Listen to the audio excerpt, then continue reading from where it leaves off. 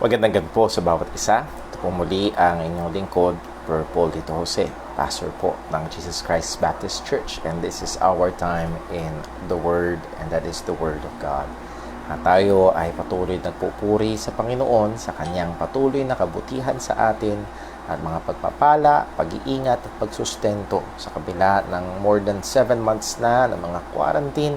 Ay patuloy po ang ating Panginoon ay tapat at hindi nagkukulang. Doon ng mga pagsubok, doon ng mga problema, oo, maaaring karamdaman, pero alam ho natin at naranasan natin na totoo ang sinabi ng salita ng Diyos na ang kanyang biyaya ay laging sapat. Well, bago ho tayo dumako sa atin hong pag-aaral ngayong gabing ito, we'll be starting a new study and we'll be coming from the book of Galatians, a very, very good, a very, very important na pag-aaral. We'll be considering a particular subject. We'll be going to Galatians chapter 1 mamaya-maya. Pero bago ho yun, ay ilang mga paalala ho muna. Ang atin hong gawain pag Sunday ay tuloy-tuloy, and sa biyaya ng Diyos, medyo mas maluwag na ho yung mga restrictions sa atin, 50% ng kapasidad ng atin hong bahay-sambahan.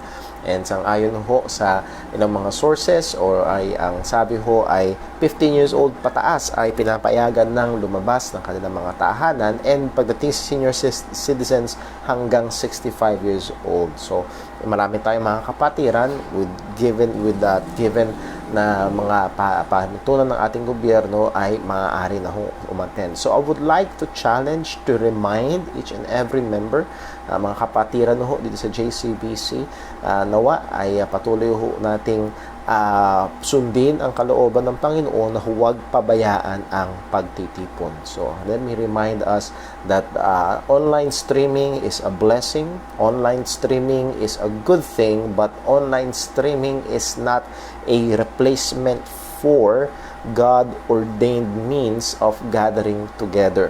Hindi ito pampalit sa pagtitipon natin bilang mga mananampalataya. And if you remember our study from Hebrews chapter 10, ang maliwanag ho doon that our gathering together is God's ordained means for our sanctification and for perseverance, sa ating pagbabanal o pagpapabanal sa atin at pagpapatuloy sa pananampalataya. So, kailangan ho natin ito. So, at salamat sa Diyos, ito ho mga nakaraang mga Sundays ay mas marami na ho mga kapatiran ang nakadalo sa church. So, Lord willing, this coming Sunday ay magtuloy-tuloy po at madagdagan pa. So, pray ho natin, required ang face mask, required ang face shield, required ang physical distancing.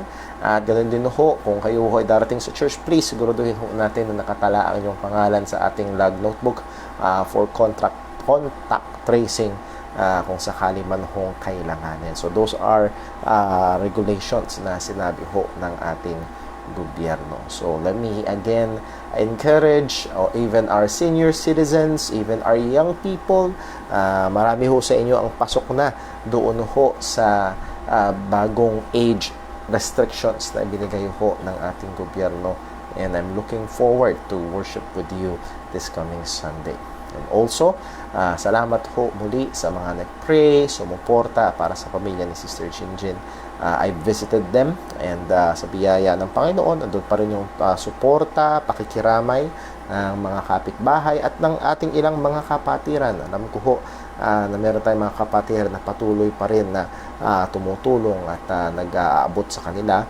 At pag-pray ho natin. Kung merong isang ibinilin Sister Jinjin, ay siguraduhin daw sana na ang mga anak ring mailapit sa Panginoon. And we as a church, Lord willing, sa biyaya ng Diyos, alam natin ang Diyos ang nagliligtas, but we have an opportunity and obligation also na abutin, patuloy na lapit sila sa Panginoon. Pag-pray din natin ang ating mga kapatirang may mga karamdaman, si Brother Dave Pauli, alam ho natin yung kanyang karamdamang dystonia, ganoon din ho si Brother Romy Borromeo, at iba nating mga kapatiran na alam mo nating uso ang mga lagnat, sipon, ngayong panahon na ito, nakaraang bagyo, ay ilapit din ho natin sa Panginoon.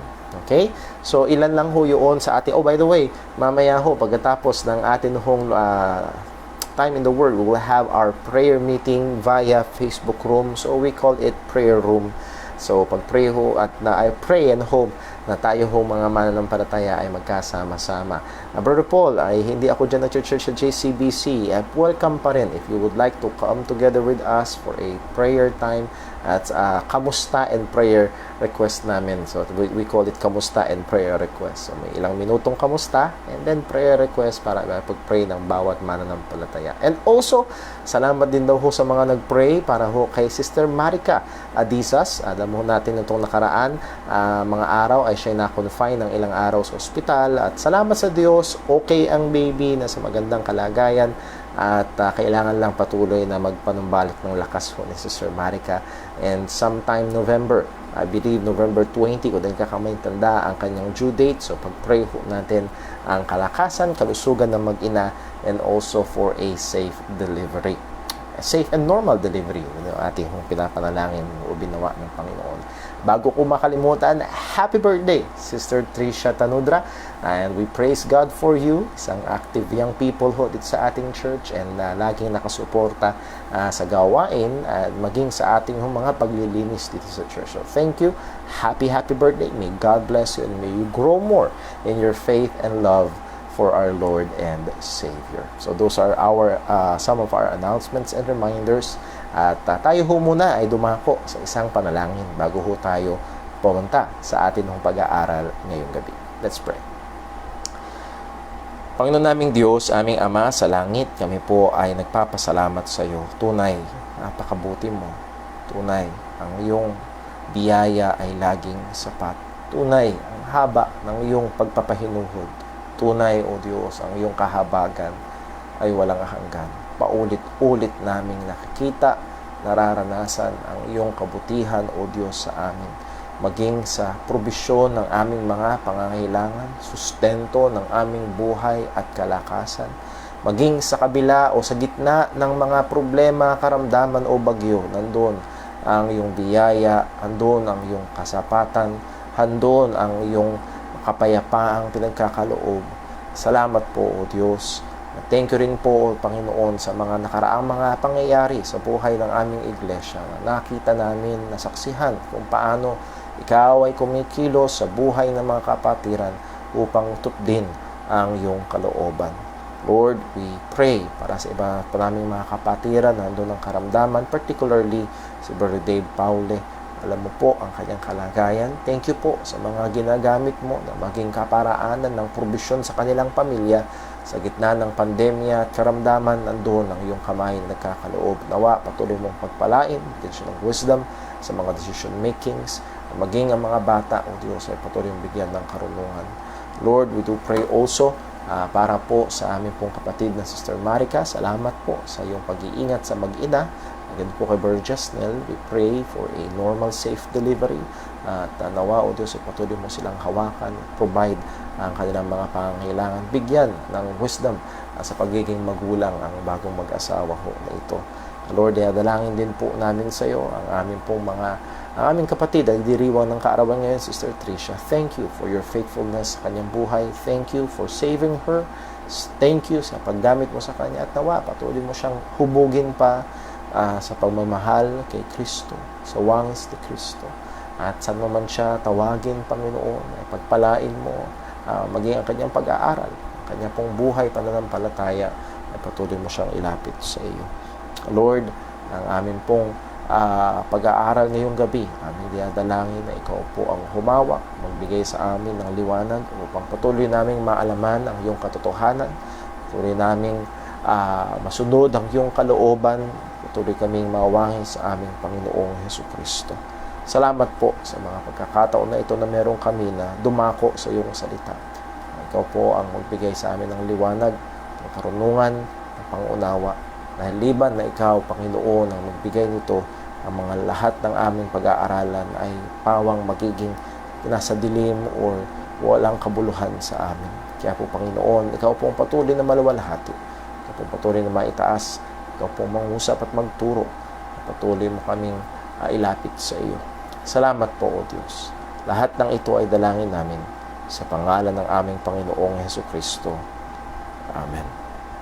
Okay, so kagaya ho nung sinabi ko ho kanina, bago ho o sa ating pagsisimula, our new study, we finished last Wednesday ang ating pag-aaral about the truth shall make you free. And I hope we still remember the truth about discipleship, the truth about sin or sinful condition, the truth about Jesus Christ shall make you free. And that last statement na sinabi ng ating Panginoong Jesus ay napakahalaga at napakagandang katotohanan. If the Son therefore shall make you free, ye shall be free indeed. At yung kalayaan na tinutukoy ni Jesus ay kalayaan mula sa pagkaalipin sa kasalanan. Kalayaan mula sa bayad sa kasalanan. And the only one who can give us freedom from sin is none other than our Lord Jesus Christ. So isang maagang katanungan sa bawat isang nakikinig ngayon, are you freed from sin? I'm not saying na ikaw ba'y perpekto na hindi na nagkakasala, pero mula sa pagkaalipin, mula sa kabayaran ng kasalanan, that's another way of asking, are you saved?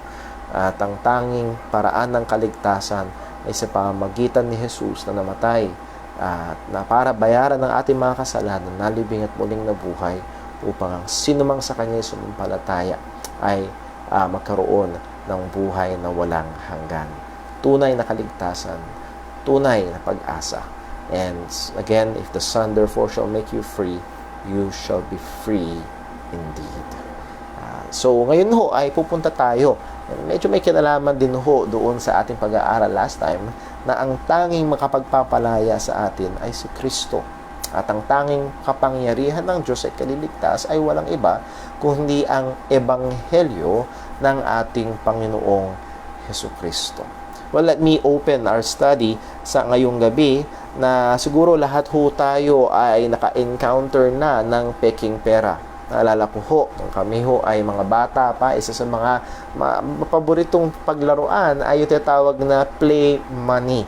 Kunwari ay negosyo, kunwari ay restaurant, kunwari ay ikaw namimili sa supermarket.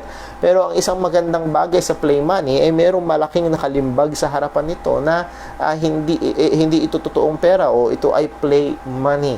Hindi ito genuine. Pero alam ho natin na ang ating hong bansa at kahit mga first world country ay may problema sa tinatawag na counterfeit money.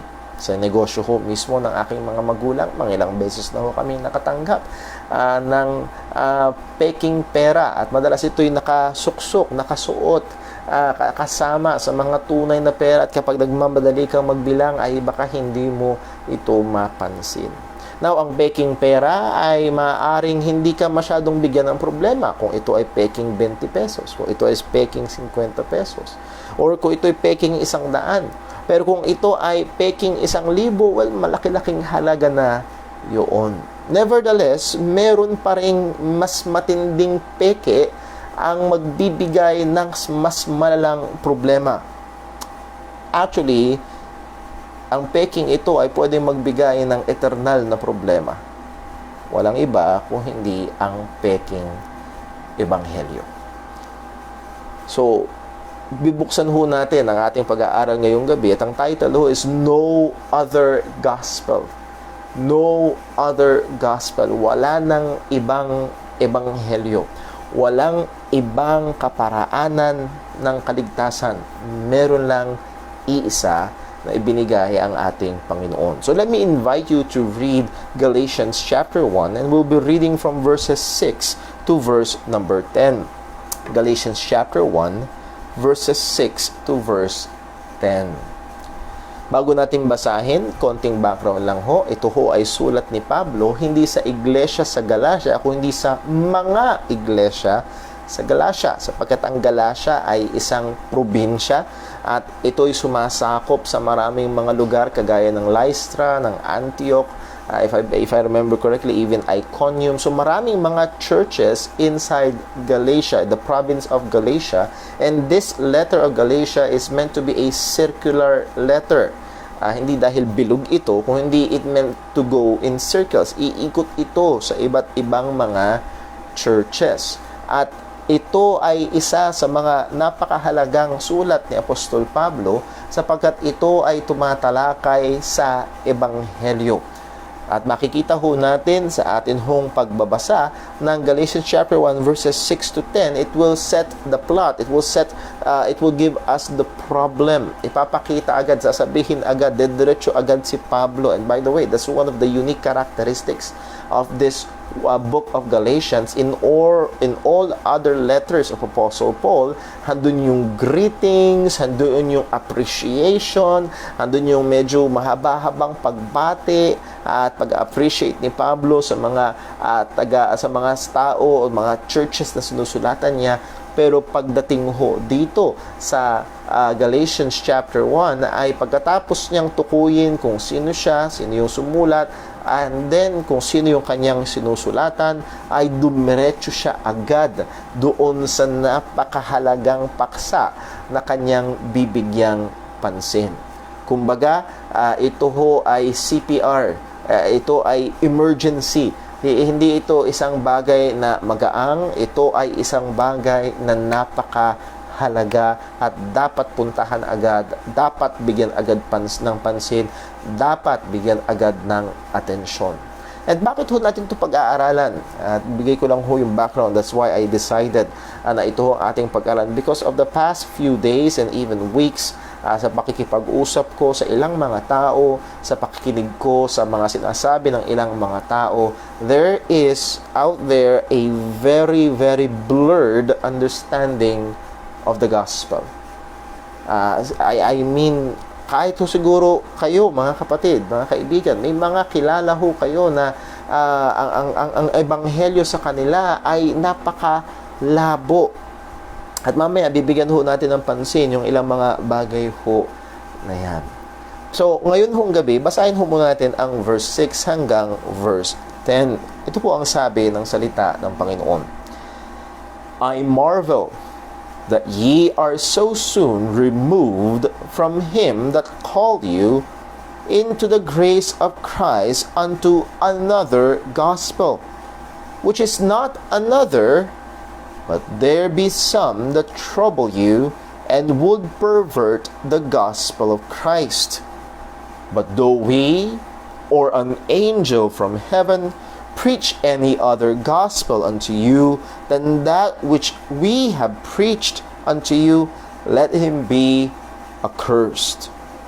As we have said before, so say I now again, if any man preach any other gospel unto you than that ye have received, let him be accursed. For do I now persuade men or God? Or do I seek to please men? For if I yet please men, I should not be the servant of Christ. Pagpalain po ang pagkabasa ng mga salita ng Panginoon. Well, if I will summarize ang atin hong binasa into one sentence na gusto kong tumanim sa ating kaisipan ay ito. The danger of a false gospel is always present, and we must be always vigilant to guard against it. Ang kadelikaduhan ng peking ebanghelyo ay laging nandyan. Kaya tayo bilang mga Kristiyano ay kailangan laging maging mapagbantay laban dito. At ito ho ang ginagawa ni Pablo. This is the overall theme of the book of Galatians. Guarding and defending the gospel of our Lord Jesus Christ. At dito sa study ho na ito, dun sa mga verses na ating binasa, maybe until next week sa ating time in the Word, ay meron tayong tatlong mahalagang bibigyang pansin. Una, the danger of forsaking the true gospel. Pangalawa, the danger of the false gospel. And then pangatlo, the enticement of the false gospel. Ang kadelikaduhan ng pag-iwan sa tunay na ebanghelyo. Pangalawa, ang kadelikaduhan ng peking ebanghelyo. And then pangatlo, ang pang-aakit o ang hatak ng peking ebanghelyo. So ngayong gabi, titignan ho natin, Lord willing, yung unang punto. The danger of forsaking the true gospel. Kagaya ho ng atin hong pinunto itong kanina, one of the peculiar traits nga ng Book of Galatians ay hindi ito nagpapaligoy-ligoy. Dumiretso agad si Apostol Pablo doon sa issue na kanyang bibigyang pansin. Hindi katulad nga sa ibang mga sulat niya ay nandoon ang yes, may mga problema ang ilang mga churches na sulatan ho ni Apostol Pablo, just like the church at Corinth. Sino makakakalimot sa patong-patong na mga issue na kailangang i-deal sa church at Corinth? Pero even at that, naandoon yung appreciation sa kanila ni Apostol Pablo sa chapter 1. Pero ho dito, direkta agad sa problema. It just shows na nandoon ang supreme value, nandoon ang importansya, grabing importansya ng ebanghelyo sa pananaw ni Apostol Pablo. Kaya ito ay dapat talagang bigyang agad ng pansin. Ang problema sa mga iglesia sa Galacia ay hindi maliit, kung hindi napakalaki, napakatindi at kailangan agad ng immediate attention. Halimbawa na lang sa ospital. Kapag pumunta ka sa ospital ngayon, dadaan ka muna sa triage nila. Dadaan ka muna sa mga interview. Pero pag dumating ang isang ambulansya at sakay ang isang duguan at naghihingalo, hindi na siya muna, kayo hubay sinipon, kayo hubay nilagnat, ito kung no. Diretso sa emergency room, kailangang i-deal agad ang tindi ng problema. At ganoon ang itsura ho dito ni Pablo, diretso doon sa problema sapagat ito ay napakatindi. At ano ang problema? Sinabi ho ni Pablo sa verse 6, I marvel that ye are so soon removed from him that called you into the grace of Christ unto another gospel. Napakabilis naman, napakadalian naman ninyong maalis. Well, actually, this word na removed is in the present tense. Ibig sabihin, they are in the process of being removed. They are being pulled away. They have not yet completely abandoned the gospel. They have not yet completely turned away from Christ, but they are in that trajectory. Patungo sila doon. Doon yung hatak na tila baga sila ay nakukumbinse ng mga tagapagturo ng peking ebanghelyo.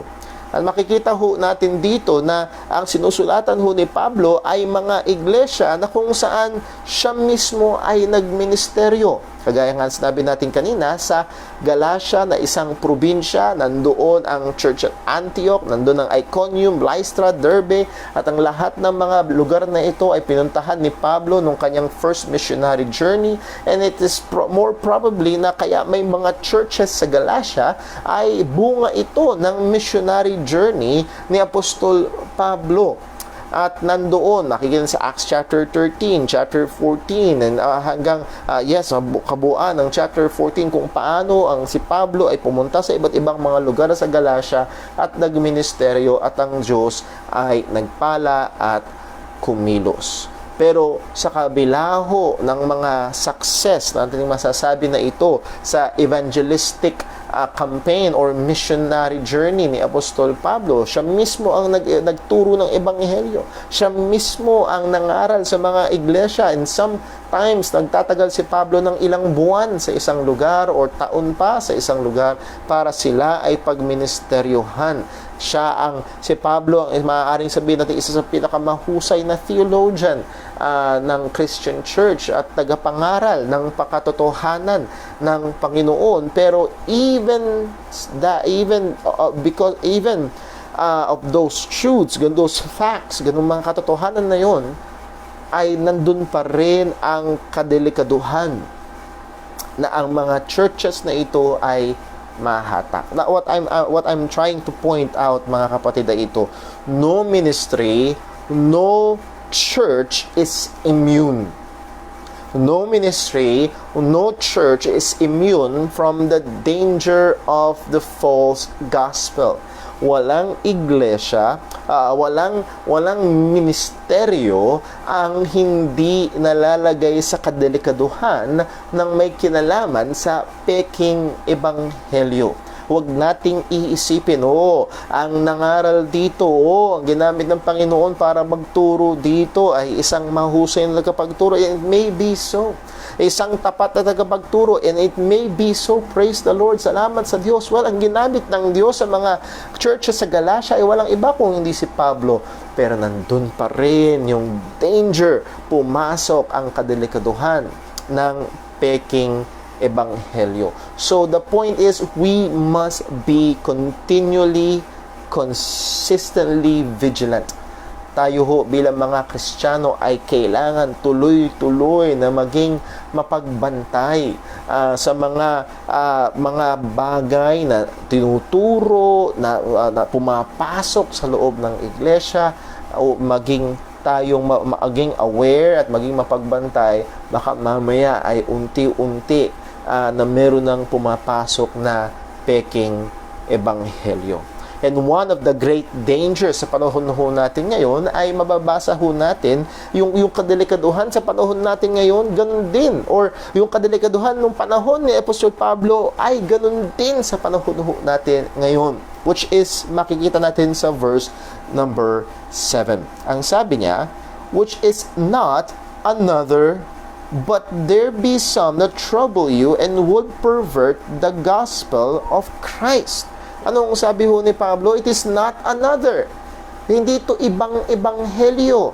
Kaya sabi niya sa verse 6, I marvel that ye are so soon removed from him that called you into the grace of Christ unto another gospel. Then pagkatapos sabing another gospel, sabi niya Pablo, which is not another.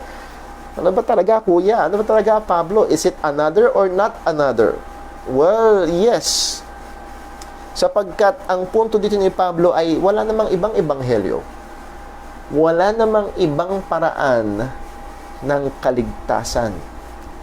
Walang ibang tagapagligtas. Meron lang iisa. Siya na namatay sa krus at muling nabuhay at nangako na siya'y muling babalik. Yun lang, siya lang ang tagapagligtas. Kaya kung merong ibang magke-claim na sila ang tagapagligtas, well, we know that hindi siya ibang tagapagligtas, isa siyang peking tagapagligtas. Yun yung pinupunto ni Pablo. This is not another gospel. This is not one of the options ng gospel na paniniwalaan mo. No. This is not another gospel. This is a fake. This is a false gospel. At ang sabi ni Pablo ay ito, there be some that trouble you. Merong ilan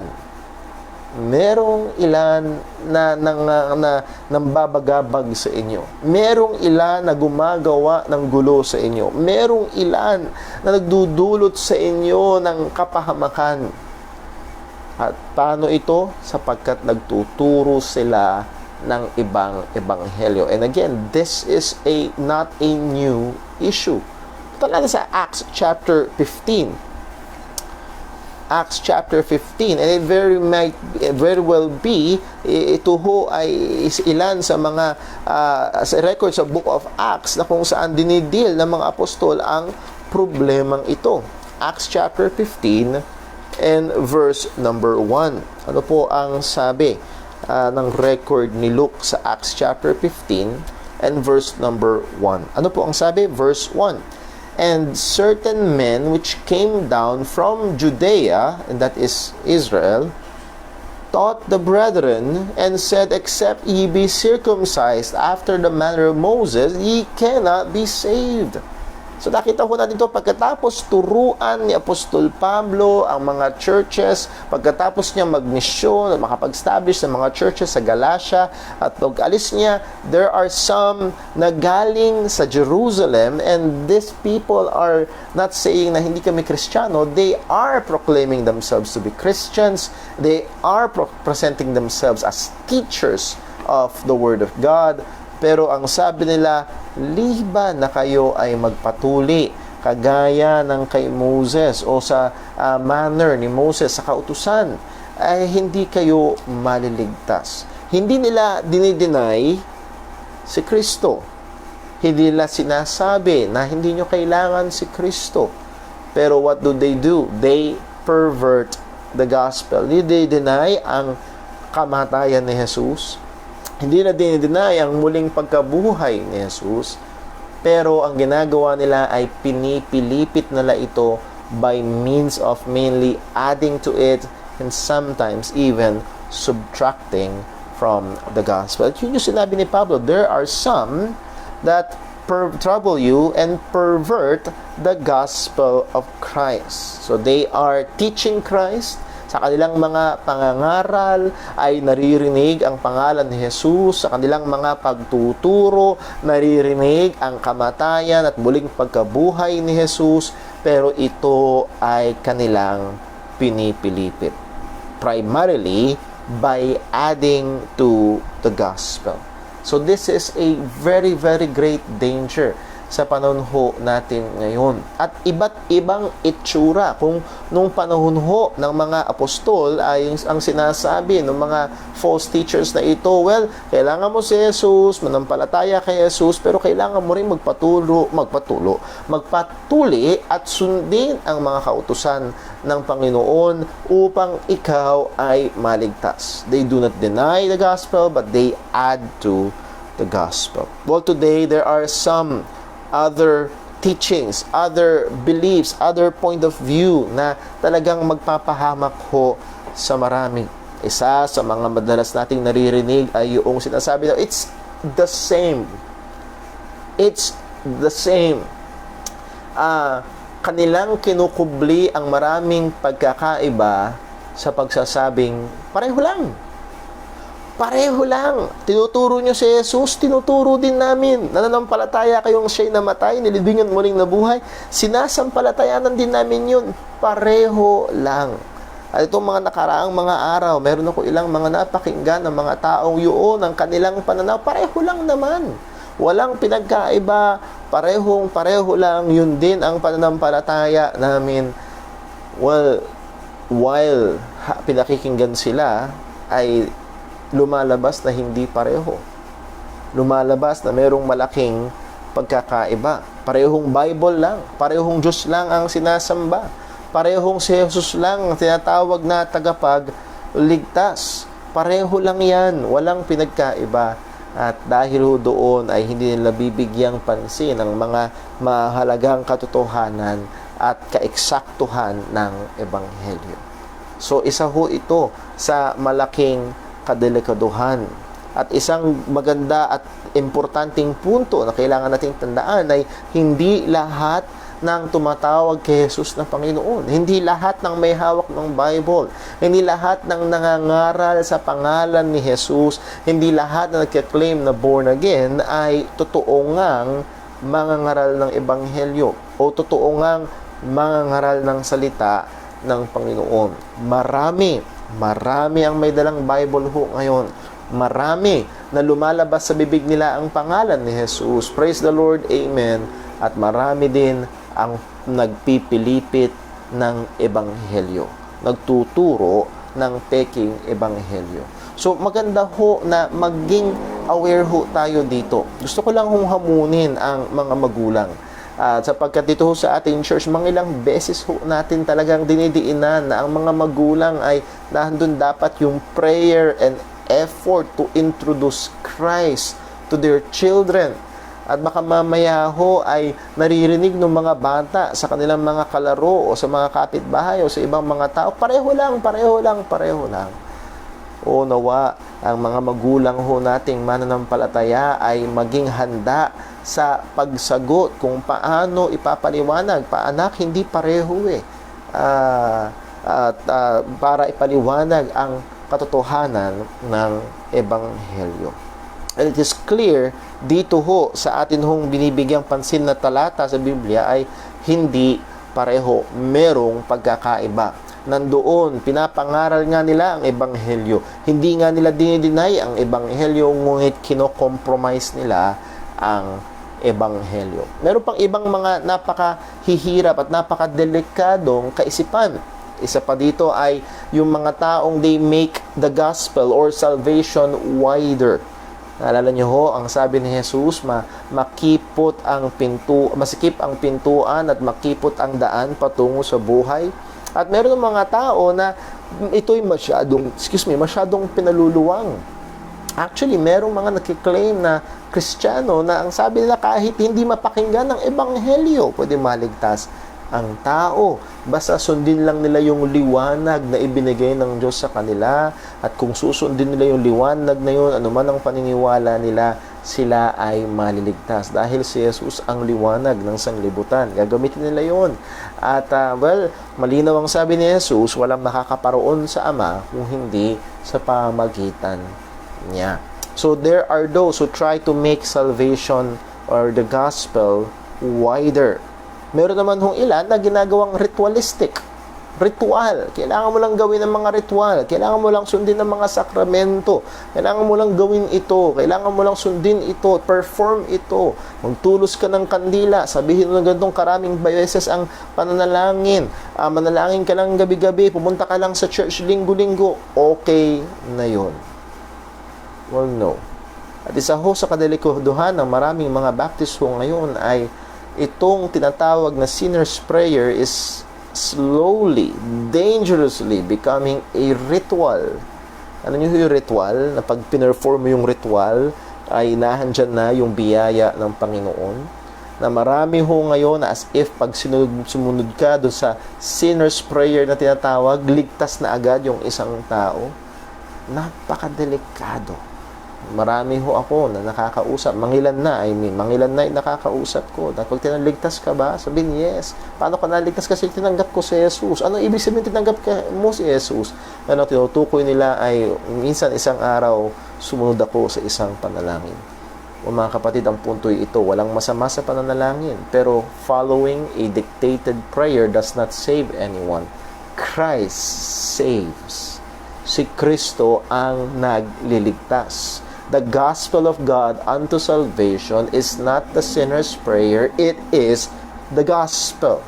O the power of God unto salvation. The power of God unto salvation is not the sinner's prayer, it is the gospel. But there are some na nagiging ritual na pag hindi mo ginawa ang ritual na ito, ay walang kaligtasan.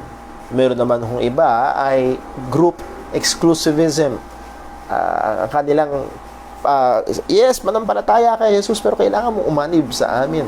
Yes, si Jesus, naniniwala rin kami na si Jesus ang tagapagligtas, pero kailangan mong umanib sa aming relihiyon sapagkat kami ang niligtas ni Kristo. Kami ang pinili.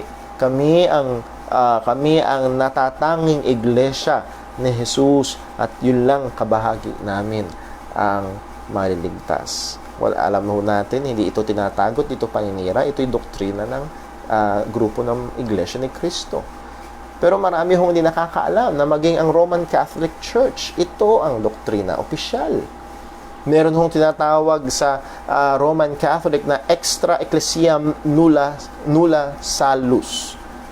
Ano yung, that is Latin, extra ecclesiam nulla salus. In English, ito mong isipin, outside of the church, there is no salvation. And that is an official doctrine of the Roman Catholic Church. Outside of the church, there is no salvation. Let me read ang isa hong lalaki na gangalang Timothy Staples. Isa siyang director ng apologetics and evangelization of the Catholic Answers sa internet po yan. Ang sabi niya ho ay ito, pakinggan nyo lang po. Whatever good or truth is found amongst other world religions is considered by the church to be a preparation for the gospel and given by Him who enlightens all men that they may at length have life. So, ano man daw ilaw, ano man daw katotohanan ang nasa ibang mga relihiyon, ito daw ay mga preparasyon lamang para dalhin sila sa ebanghelyo upang sila ay makasumpong ng buhay. Well, parang napakaganda. Pero later on sabi niya, and if they seek the true God, given the light that they receive, they have the possibility of salvation. Pag hinanap daw nila ang Diyos, dahil dun sa liwanag na kanilang natanggap, may posibilidad na sila ay maligtas. Now, so far sa iba, walang problema yung mga statements na yon. Pero yung susunod na statement ay ito. This does not mean this does not mean they are not in need of the Eucharist. Hindi daw ibig sabihin ito na hindi nila kailangan ang sacrament of Eucharist. Or sa iba, para mas maunawaan nyo, yung Eucharist is the communion. Kailangan pa rin daw ang sacrament ng communion. Bakit? Without the grace that comes from the sacraments. At dahil yun yung doktrina ng Roman Catholic Church, doing sacraments will give you God's grace. Without the grace that comes from the sacraments, one is at a decided disadvantage to go to heaven.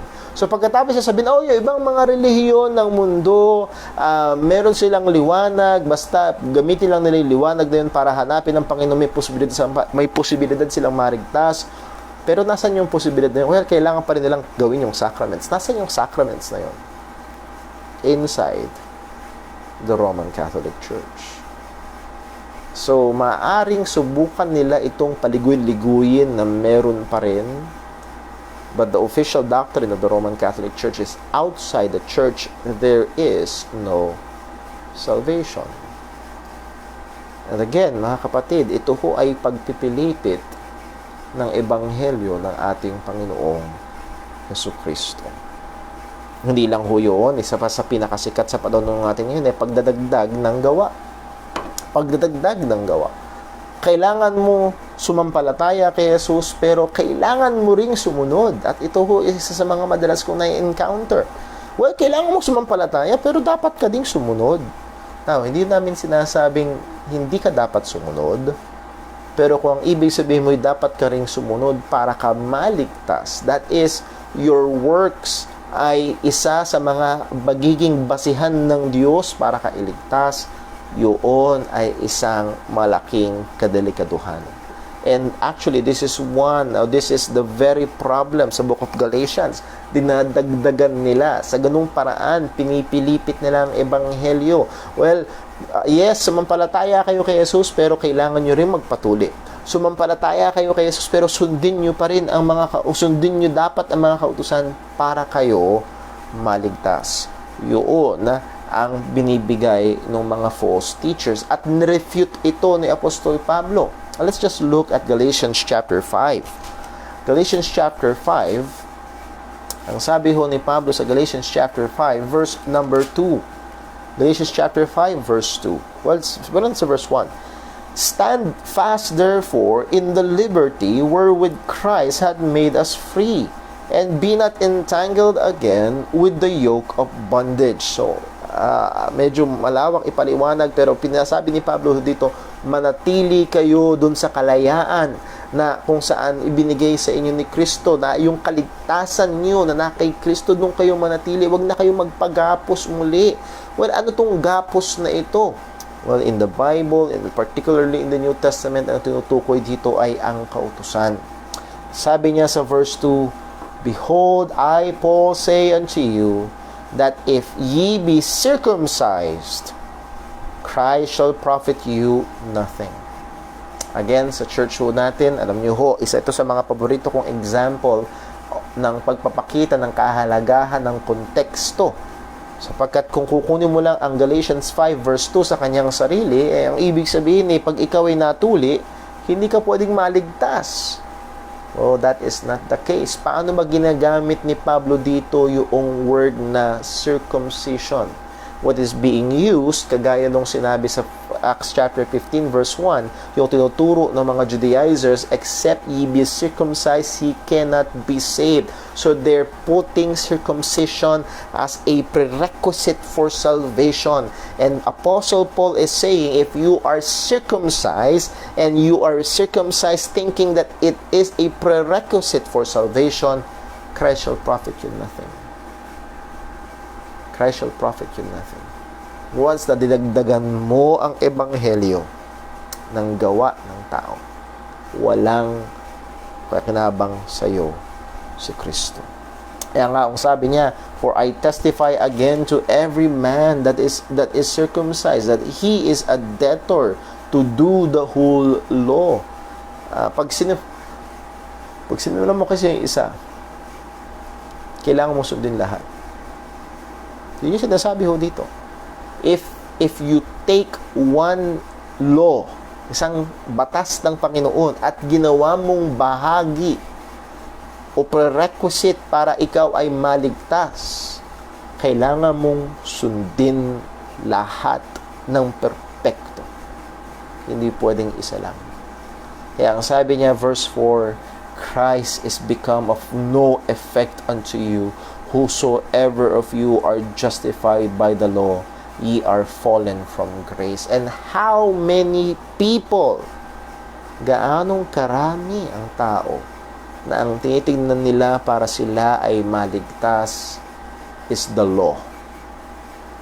Sundin ang mga kautusan. More particularly, sundin ang 10 kautusan ng Panginoon.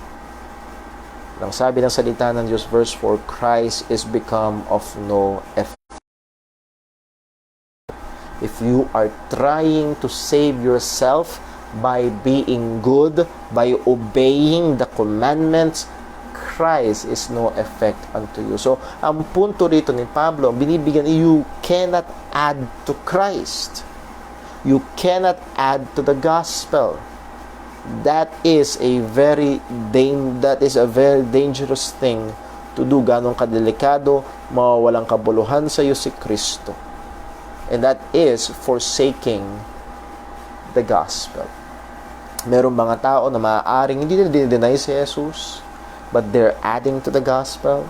In the language of Apostle Paul, sa binasa natin sa Galatians chapter 1, you are forsaking Christ. You are forsaking the gospel. Well, hindi lang ho paggagawa ng mas wider pa ang kaligtasan, ritualistic, group exclusivism, or adding works. Yung ho isa is making salvation unsecured. Making salvation unsecured. At mangilang beses na natin itong sinalakay sa church, at ilang beses na rin ako nagkaroon ng mga kausap na, yes, sasabihin na salvation, paano ko maliliit? Sumampalataya ka kay Jesus. Sumampalataya ka kay Jesus. Well, at first, napakagandang pakinggan, mukhang tunay na tunay. Pero when you keep on asking some questions, kamakailan lang, well, hindi kamakailan lang, maybe 1 or 2 months ago, nakakausap ako ng isang tao na, tinanong ko siya, paano mo maliligtas? At pag tinakinggan mo, wow, Kristiyano yata ito. Mukhang maniniwanag ang pagkaunawa niya sa Ebanghelyo. When I asked him, yung bang kaligtasan kay Kristo, yung bang sinasabi yung kaligtasan, pwede bang mawala? May chance na bang bang mapahamak? At doon lumabas yung sagot, oo. At tinanong siya, paano pwedeng mawala ang kaligtasan? Well, syempre, pag gumawa ka ng kasalanan. Pag gumawa ka. And that's one of the biggest problems ng losing salvation. On the final analysis, nakatingin sila sa gawa. Nakatingin sila sa gawa nila. Sabi pa nga ho ng isang kapatiran natin, siya ay nabubuhay. Nung nandun siya sa ganung paniniwala na pwedeng mawala ang kaligtasan, nabubuhay siyang laging takot. Laging takot. Na baka mamaya pag nagkamali ako, mawala ang kaligtasan ko. So para hindi mawala ang kaligtasan ko, dapat magtuloy-tuloy ako. So saan siya nakadepende pagdating sa kanyang kaligtasan? Nakatingin siya sa kanyang sarili. Napakadelikadong kalagayan. Isa ho ito sa paraan na napipilipit ang Ebanghelyo. Kaya nga ho, ang tanong ni Apostol Pablo sa mga taga-Galatia, sa Galatians chapter 4. Hindi ho sa Galatians chapter 4. Are you so foolish, having begun in the spirit, but to continue in the flesh? Sa verse 2, Galatians chapter 3, Galatians chapter 3, verse 1. Ang sabi niya, O foolish Galatians, who hath bewitched you, that ye should not obey the truth, before whose eyes Jesus Christ hath been evidently set forth, crucified among you? This only would I learn of you. Receive ye the Spirit by the works of the law, or by the hearing of faith? Question, paano ka naligtas? Paano matanggap ang banal na Espiritu? By faith or by works? Or by works of the law? Well, the answer is by faith. By faith tayo naligtas.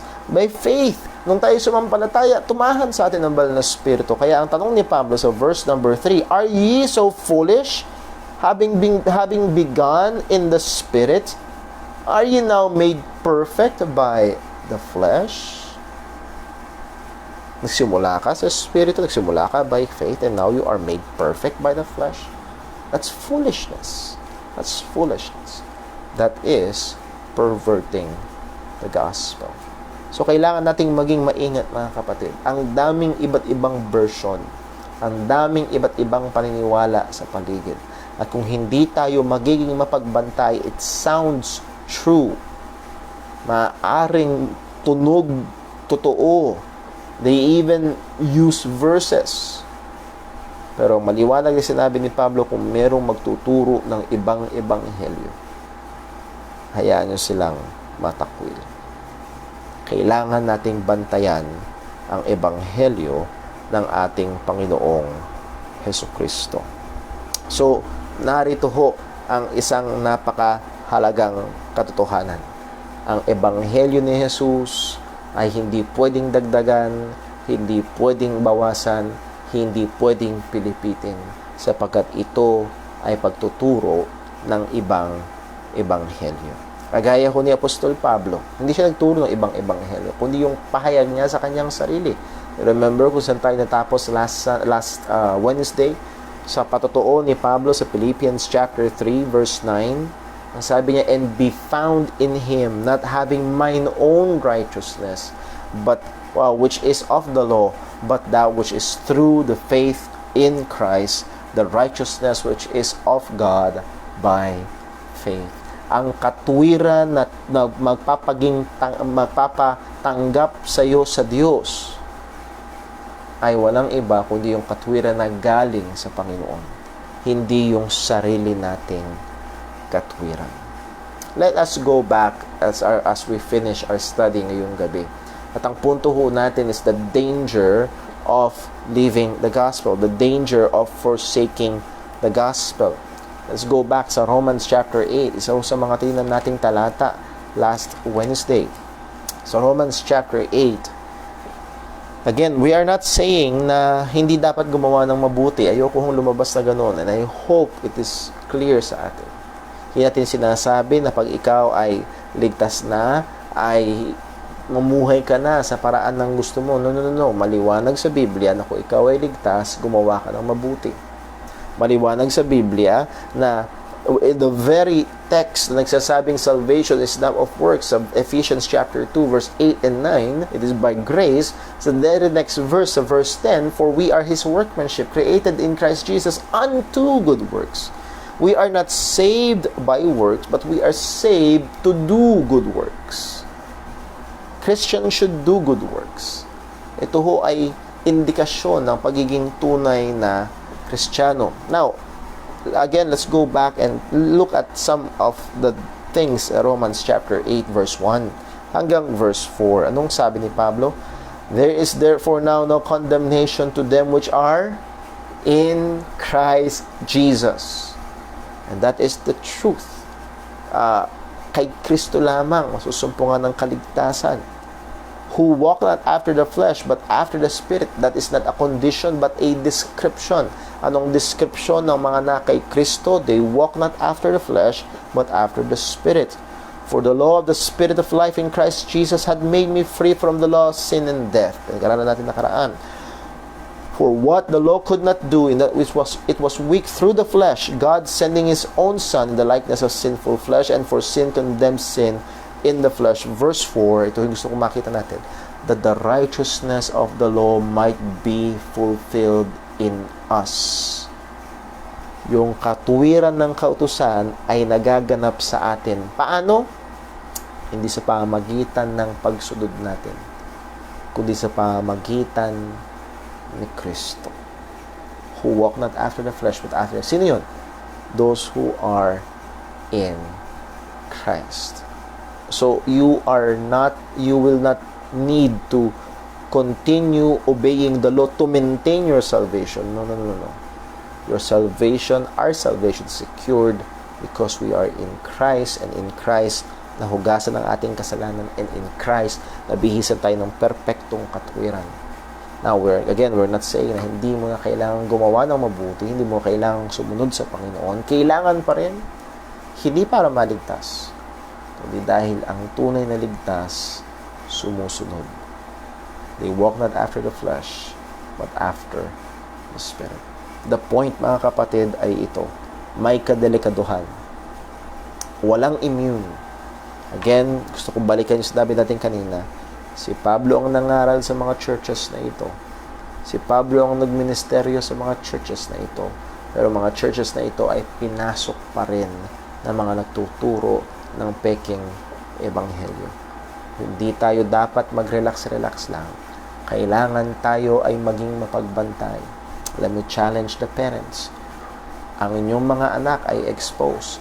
Konting click lang sa Facebook, konting type lang sa YouTube. Ang daming mga, salamat sa Panginoon, ang daming mga available na resources online na talagang mayayaman at magaganda, malalalim, maayos na pangangaral ng salita ng Diyos. But among those, there's also millions of false teachings.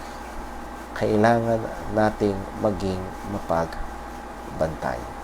Maging sa loob ng ating church, because hindi malabo na isang araw ay pwedeng pumasok ang isang huwad na mga ngaral at magturo ng peking ebanghelyo. Gusto ko rin hong kausapin, baka meron hong naririto. Do you believe the gospel? Baka mamaya nandun ka sa ilang mga lugar na kung saan sinabi natin nagdadagdag sa ebanghelyo, making the gospel wider, gospel exclusivism in a religion, adding works. Mamaya hanggang ngayon, nandun ka pa rin sa paniniwala na ang kaligtasan ay nakadepende sa gawa mo. Baka nandun ka pa rin sa paniniwala na hindi ka nakatingin kay Kristo, kundi nakatingin ka sa sarili mo kung gaano ka kabuti, kung gaano ka kabait, kung gaano ka nagsaserve kay Lord, kung gaano ka hindi kasama, at nakadepende sa lahat ng sayo yung pananaw mo o yung pag-asa mo ng kaligtasan. That is a false gospel. The only power of God's salvation is the gospel of Christ. The gospel of Christ is this: namatay siya para bayaran ang ating mga kasalanan, alipin at muling nabuhay. At sino mang sa kanya sasampalataya ay may buhay na walang hanggan. That is the gospel. At sino mang magtuturo ng ibang ebanghelyo, hayaang matakwil. Lord willing, next Wednesday, sa atin hong Time in the Word, tingnan natin yung mga susunod na talata. Again, reminder po sa ating mga kapatiran at sa mga gustong mag-join, mamaya ho, pagkatapos ng ating Time in the Word, we will have our prayer room. Wait lang po, isasend ko po yung link sa mga group chat ng ating church. God bless po. Let's pray. Panginoon naming Diyos, aming Ama sa langit, salamat po. Salamat po sa iyong salita na aming basihan, iyong katotohanan na aming tungtungan. Matulungan mo nga kami, Panginoon, sa pagkatunay kung merong sentro, kung merong pundasyon, kung merong puso ang aming pananampalataya, ay walang iba kung hindi ang ebanghelyo. Tulungan mo kaming maging mapagbantay dito. Tulungan mo kaming maging mapagmatsyag, sapagkat tunay ang dami sa paligid na nagtuturo, nagpipilipit ng ebanghelyo. Ama, tulungan mo po ang mga magulang na maging mapagbantay at matyaga, mapanalanginin na ituro ang ebanghelyo, ang tunay na ebanghelyo sa kanilang mga anak. Ama, tulungan mo po at ingatan ang aming mga kabataan. Lalo na, O Diyos, amin pong hinihiling, kung meron man po nakikinig ngayon na hindi pa tunay na sumasampalataya sa ebanghelyo, mahabag ka po. Ikaw po ang umabot. Ikaw po magbukas ng kanyang mga mata. Makita niya ang kanyang pag-asa na walang iba kundi sa Jesucristo lamang. Ingatan mo kami, Panginoon. Muli, salamat. Salamat sapagkat ang tunay na ebanghelyo na ito ay dinala mo sa aming mga buhay. Salamat Ikaw ang nubukas ng aming mga puso, ng aming mga mata, upang kami ay sumampalataya sa tunay na ebanghelyo ni Kristo. Salamat po, O Diyos, at sa iyo lahat ng papuri, sa iyo lahat ng pasalamat. Ingatan mo kami at gabayan, maging sa aming panahon ng pananalangin. Lahat ng ito dalangin namin sa pangalan ng Kristo Jesus. Amen. So muli ho, pakiantay ho yung link na isasend ko sa ating mga group chat sa ating church for our prayer room. God bless po.